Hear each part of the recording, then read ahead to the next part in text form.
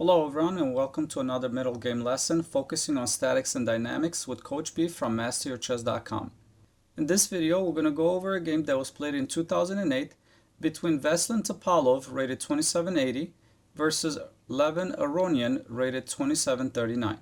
And I'm just going to fast forward through the moves and stop at the critical moments of this game where we're going to look at the imbalances with a focus on statics and dynamics. So Topalov playing white here starts with d4. And Aronian starts with knight f6, playing a popular line in the Nimzo Indian defense. And the game continued.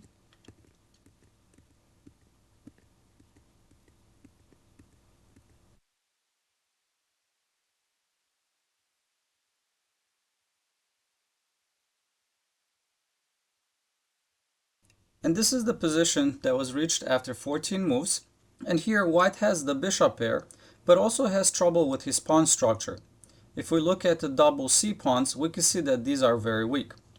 If black can exchange one of the enemy bishops or restrain the bishop's activity in some way, then he'll have excellent chances.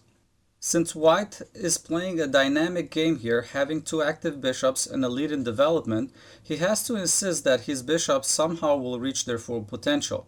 Otherwise, black's superior pawn structure, which is a static advantage, will give him an edge.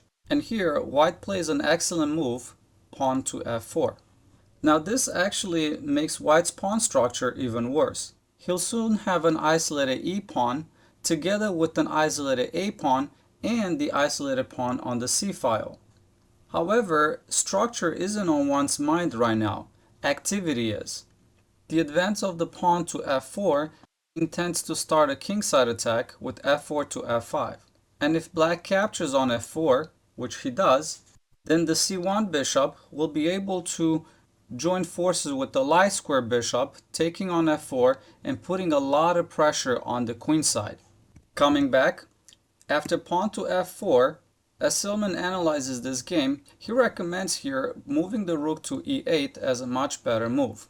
After f5, black can play here pawn to e4, blocking the diagonal of the light square bishop, minimizing his activity.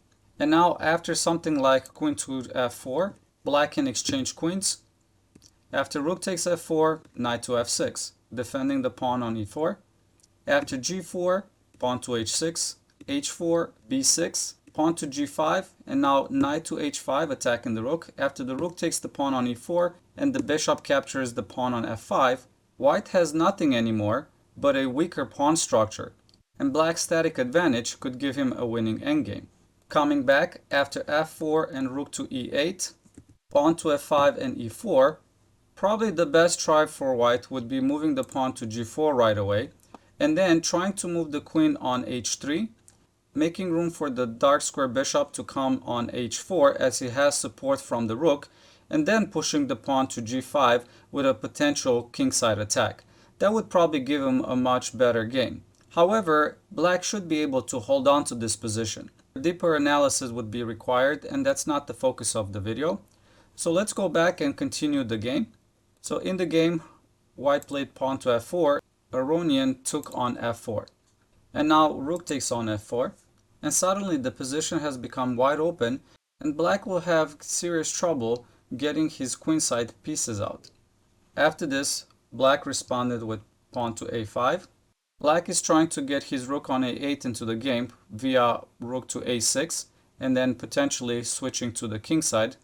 After this, white responded with queen to e7, another excellent move. Black's knight is pinned, and white threatens to move the light square bishop to d5 now, putting a lot of pressure on the king side. The game continued with queen to e5, queen takes e5, knight takes e5, bishop to e3, and now knight to d7.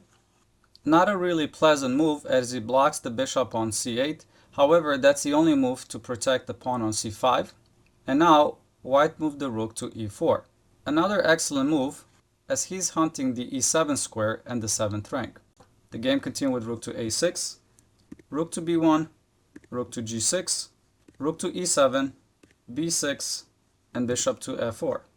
And now you could see how the two bishop pair fully control the queen side, and also white's two rooks are a lot more active than black's rooks.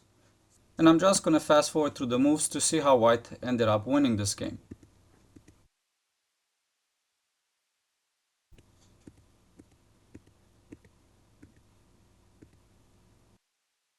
And now this move might surprise you, as it looks like black is hanging his rook on f7. However, coming back after bishop to g6, black doesn't have many good options. After something like rook to f8, for example, after bishop to d6, rook to f6, bishop to e8, attacking the knight, rook to f5, bishop to e7. Now, no matter where the knight goes, this is not going to end up well. For example, if knight to f6, bishop can take on f6, after rook captures f6, rook to d8, and now black is totally lost, as he's not going to be able to save his bishop. Anywhere his bishop will go, let's say bishop to a6, after a discovery, let's say bishop to b5 check, after the king moves away, the bishop is gone and white will lose the game.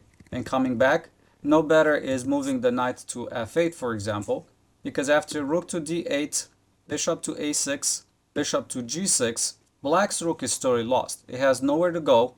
If the rook moves, let's say, to e5, then white can capture the knight on f8 with checkmate. And anywhere the rook will move, it's going to be captured by white. So coming back, this is the reason why black moved pawn to a4. And now I'm just going to fast forward to the end of the game to see how white won this game.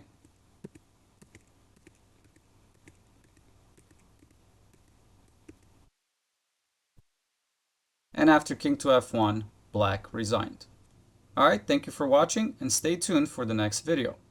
If you liked my video, don't forget to subscribe, and I encourage you to visit my website masterchess.com, where you can learn, practice, test, and master your chess knowledge.